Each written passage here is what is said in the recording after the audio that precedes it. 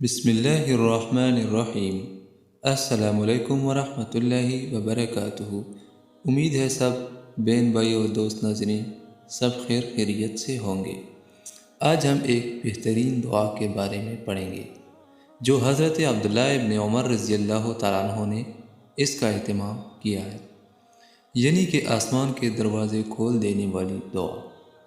حضرت ابن عمر رضی اللہ تعالیٰ عنہ سے روایت ہے، انہوں نے کہا، ایک دفعہ ہم رسول اللہ صلی اللہ علیہ وآلہ وسلم کے ساتھ نماز پڑھ رہے تھے کہ لوگوں میں سے ایک آدمی نے کہا، اللہ اکبر کبیرا والحمد للہ کثیرا وسبحان اللہ بکرتا واسیلا۔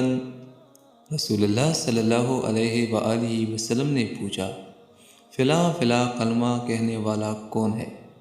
لوگوں میں سے ایک آدمی نے کہا، اللہ کے رسول صلی اللہ علیہ وآلہ وسلم، میں ہوں۔ آپ نے فرمایا، مجھے ان پر بہت حیرت ہوئی، ان کے لیے آسمان کے دروازے کھول دیے گئے ہیں۔ عبداللہ ابن عمر رضی اللہ تعالیٰ عنہ نے کہا، میں نے جب سے آپ سے یہ بات سنی، اس کے بعد سے ان کلمات کو کبھی ترک نہیں کیا، یعنی کہ اس دعا کے پڑھنے کا اہتمام کیا ہے۔ حضرت عبداللہ ابن عمر رضی اللہ تعالیٰ عنہ بہت ہی اکابرین صحابہ کرام میں سے تھے اور بہت متقی اور پرہیزگار سے تھے۔ یہ دعا ثابت کرتی ہے کہ یہ ایک بہترین دعا ہے۔